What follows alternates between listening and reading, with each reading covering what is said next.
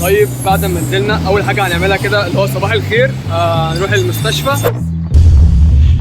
واخيرا وصلنا للزمالك الحبيبه.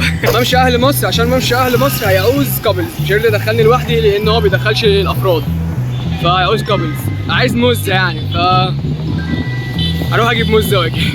انا رحت مكانين لقيتهم دوشه ومش عارف اصور فيهم. اسمي كي، اسمي مياو، وانا اسمي مصطفى.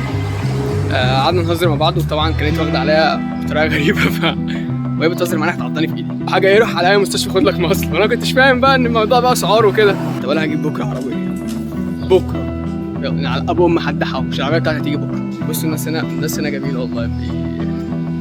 كل واحد بياخد الحيوان بتاعه ويمشيه في الشوارع لا الموضوع هنا تحفه.